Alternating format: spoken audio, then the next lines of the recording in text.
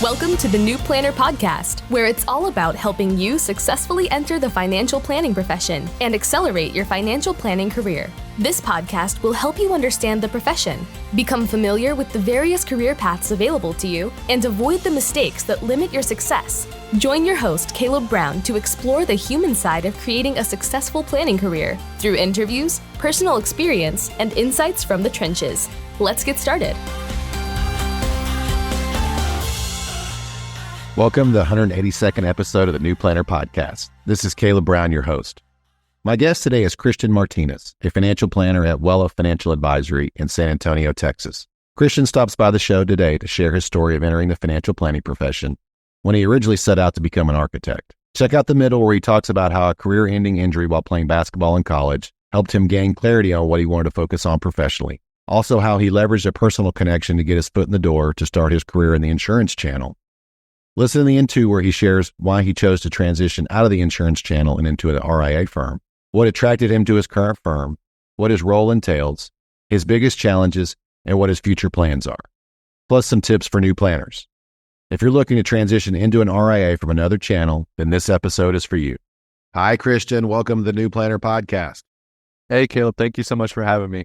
Yes, sir. Great to chat with you. So we actually connected on LinkedIn, and you had been a listener of the podcast. So I'm interested to hear more about that. But before we go there, can you just tell us what you're doing right now in your career, what your role is, and what you're doing right now every day? Yeah, Caleb, I'd be happy to share that. So currently, right now, I am a financial planner, and what that means at Wela is I build and monitor all of our client financial plans. I show them to our client advisors, get the final stamp of approval, as well as, client review prep. So I'm prepping the notes. I'm reviewing our recommendations. Have they implemented that?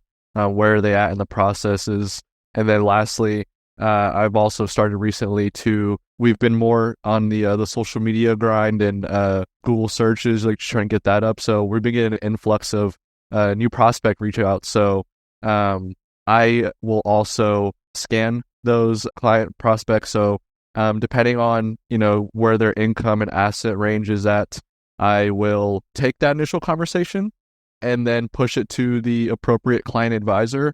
Or if they're above an income threshold or asset threshold, that will go directly to one of our partners who is the prioritized client advisor. Yeah, gotcha. Okay, very cool. So it sounds like you got a lot going on. What's the funnest part of that role? Yeah, I would say it's just, our average client relationship, I want to say, is about 12 or 13 years.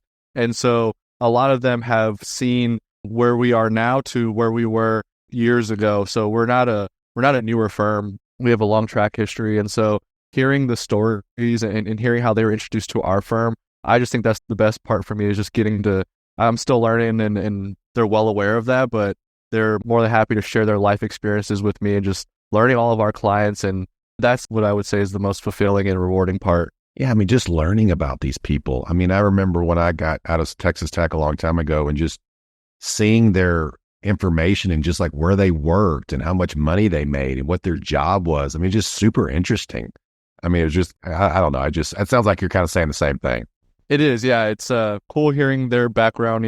I've only met them. I've been in my firm for about 2 years, so I only know 2 years of their life. But hearing what brought you to our firm, what prior life experiences do you have that you can share with me? And we have an awesome client group, and they're so welcoming to me since I've been here. So I'm never afraid to ask any questions to them.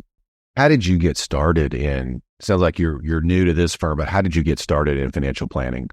Yeah, so quick background about me is I was a student athlete in college, so I played basketball, and I went into college not knowing what I wanted to do with my life. I originally was thinking about architecture, and then quickly pivoted off of that to business administration at the end of my freshman year, and then post summertime, I was thinking maybe I want to, really just specify an area that I want to work in and specialize in. And so that led me to accounting. So my initial background was accounting. And around my sophomore year, while I was playing basketball, was when I actually I suffered a season ending, which then later turned out to be a career ending injury.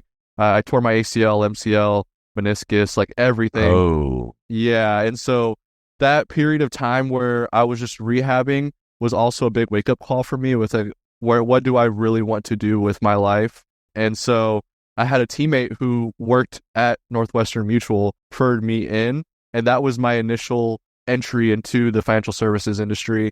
So I was an intern at Northwestern Mutual from sophomore year until I graduated, actually. And so that was out in Kansas.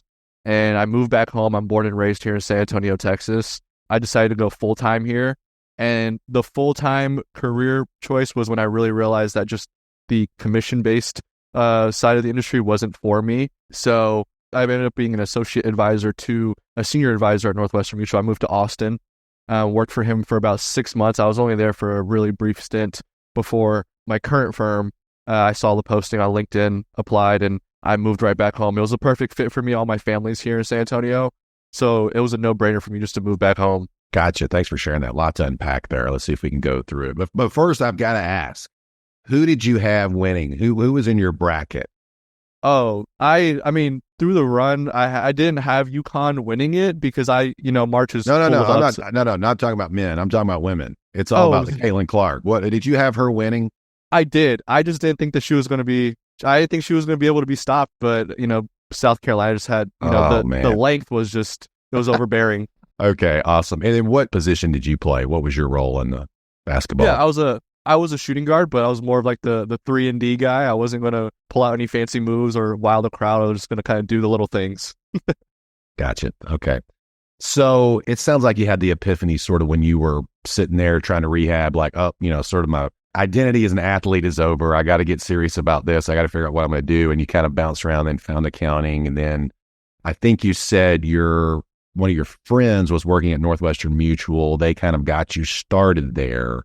But you were there for, about 3 years or so? I mean, you were there for a while. I would say 3 years college experience, and then probably a total of a year post-grad experience when you factor in being the associate as the full-time. I did forget to mention, being introduced to the financial services industry, I decided to pick up a double major in finance as well. A lot of the classes were overlapping for me, so it was kind of a no-brainer. So yes, it was a teammate that introduced me. And so you went from Texas to Kansas to play basketball at school? Yes, I did. Okay. All right. And then that makes sense. And then you said you had a short stint with somebody in Austin, but the commission side, just what I heard was just that wasn't what you wanted for the rest of your career. Yeah, and everybody's experiences are different, and so for me, I just felt like given where I had seen a lot of the upper level of advisors at Northwestern Mutual, I didn't feel like I was doing full-scale financial planning. For a while, I really thought, like, is this career for me? But yeah, that's why and then being when commission, the income is so sporadic, it just didn't really sit well with me, which is why I ended up transitioning to an associate level for a senior advisor and just, learning from him while also having the stable source of income early on post-graduation. And then you saw the opening with your current firm, and what made you, other than it being back in your hometown, what made you apply? What made you interested in that role? Yeah, so I realized when I was working as an associate to the advisor in Austin that a lot of the philosophies that I thought I would shake in our San Antonio office, like, they kind of followed me. And I just realized that, like, culturally, it wasn't the best fit for me. I mean, there was a lot of great experiences that I had never really had being a full-time advisor, I didn't have to worry about, filling out account opening paperwork or applications. But as an associate, all of a sudden I had to do that stuff for him and I had to learn that. And so it was a 6-month period full of like learning, like, how do I do this or that? And so the reason why I'd probably say, back home was a big plus for me, but, seeing the family environment that our current office has, and because, they had me out, they let me tour the office. It was just, to me, it felt like I was walking into a home. It didn't really feel like a job setting. I felt like it was just a perfect match for me. Are you in the same role now that you came in at, or were you at something else? No, so when I started, my official title was an associate financial planner. And so, I mean, there's still a lot of overlap with currently what I'm doing to, what I was doing when I started. But they've loosened the leash a little bit with me. Okay, so you had, let's just call it 1 year of experience out of school, but you also had some internships or the college representative stuff. So about 3 years total of experience. You moved to the RIA. You started as an associate planner. And what were your primary responsibilities in that role? You just said there was some overlap, but what were your primary responsibilities? Yeah, so primary responsibilities were really making sure the client notes are ready to go, prepping all of that stuff. I was learning early on our planning software. I'd never been introduced to a planning software before. We use Right Capital. So, that it was a lot of just learning our softwares. With the RIA space, there was just a level of planning that I was never familiar with.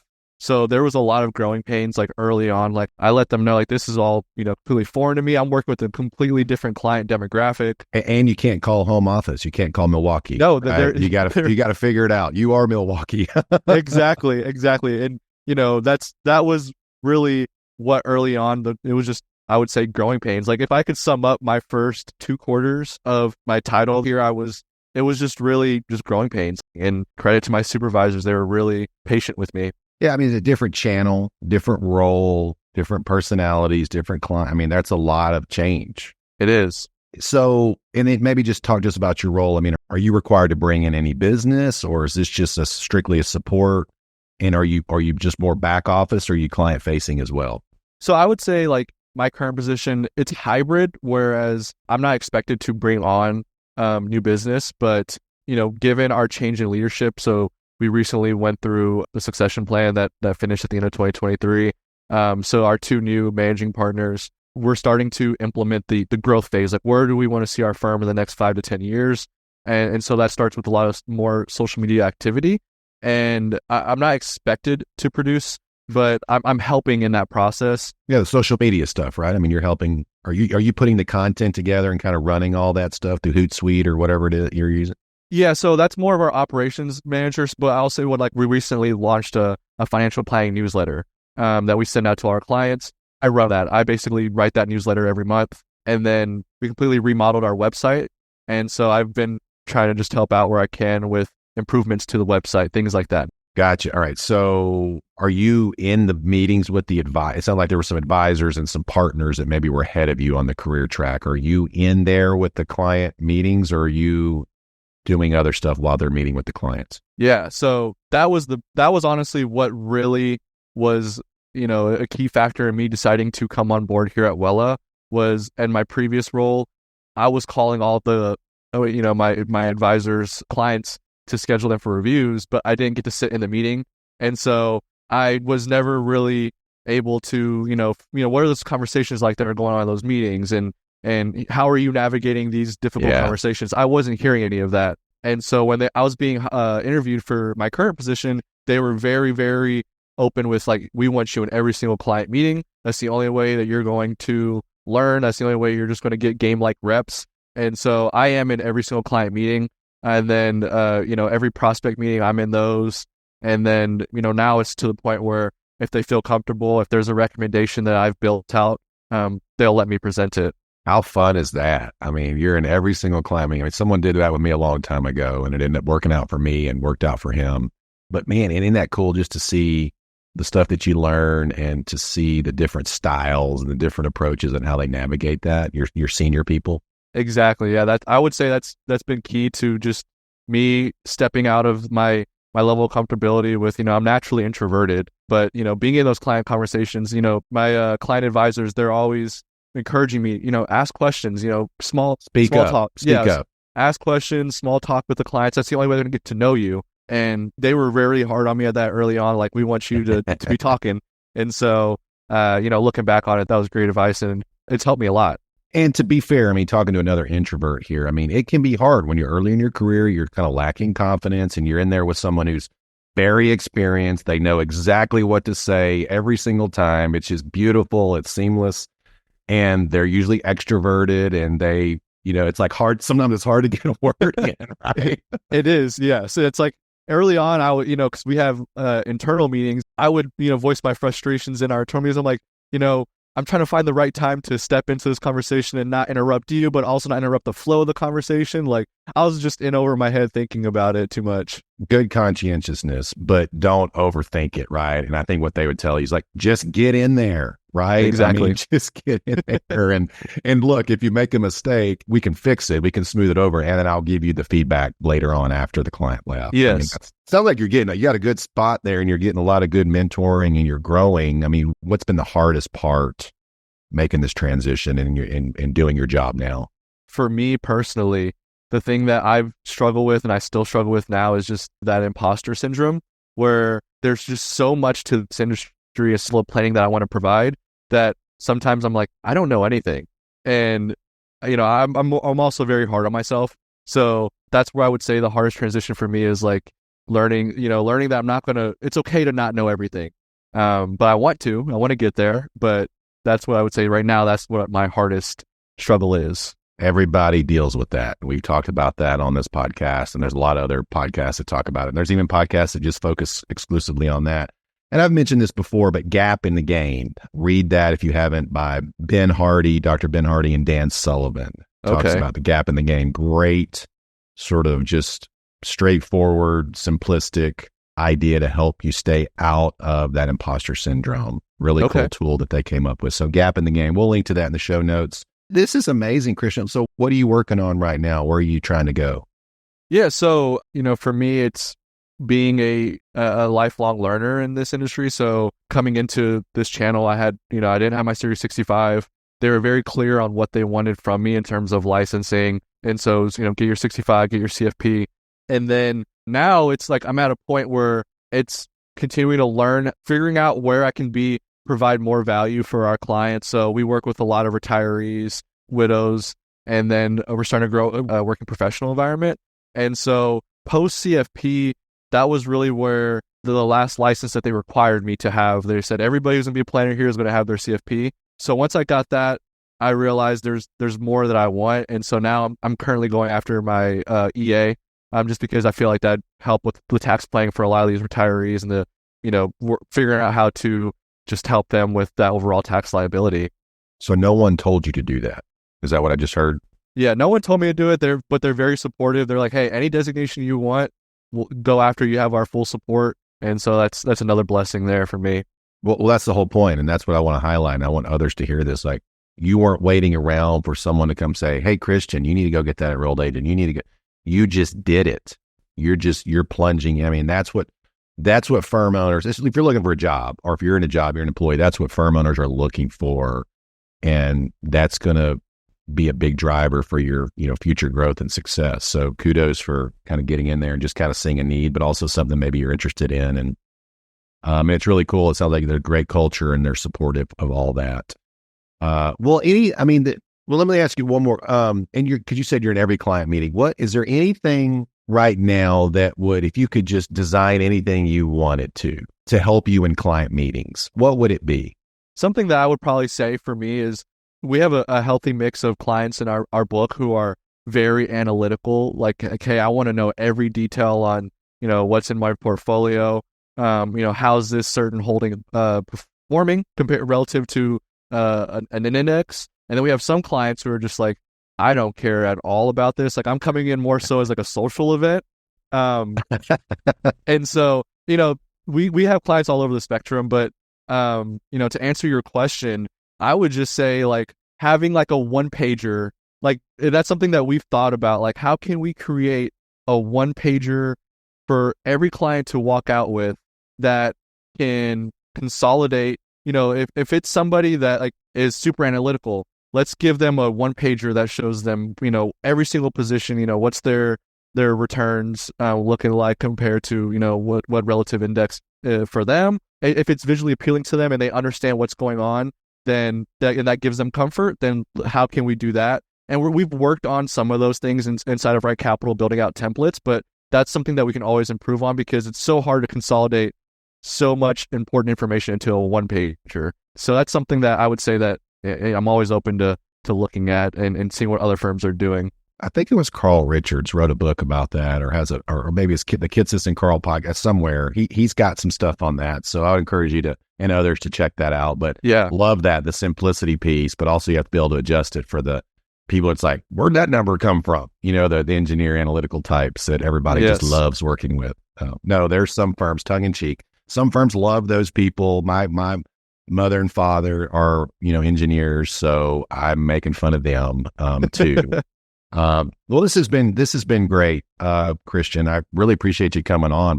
It sounds like you're doing great. Any final tips or words of wisdom that you'd like to leave the audience with? I think I want to end with this, Caleb, is just like finding a firm that believes in you as much as you might not believe in yourself, actually, because for me, I didn't have the belief in myself early on that this was something that I was capable of doing. I had a lot of that imposter syndrome that we mentioned earlier, but I had my leadership really combating that, like saying, hey, we were in your shoes at one point. This is how we overcame it. Like, just having that constant feedback, and then also like having a firm that is just completely open to, whatever you want to grow into in your role. So for me, it was like, I want to help our client book. Like, I think tax planning is a big focus for us. So they said, go get your RIA, and we'll completely support you on that. So like having a firm that just really understands what you want to achieve, and then how can they help you achieve that. I think that's been something that I didn't even anticipate, but has probably been one of the biggest contributors to the small amount of success I've had at my firm, is just having someone who believes in you and is pushing you to be your best. Like, that's the one thing I would say. So glad you're in the profession, Christian. Thanks for coming on the show. Thank you so much for having me. Thanks for joining us for this episode of the New Planner Podcast. If you're ready to discover the top career paths for financial planners and see which track is best for you, we created a free guide to help you. Grab your copy of the Financial Planner Career Roadmap at newplannerrecruiting.com/roadmap. There, you'll also find more tools and resources, all created to help you build a successful financial planning career. Tune back in next week for another episode, and until then, we're here to help you succeed.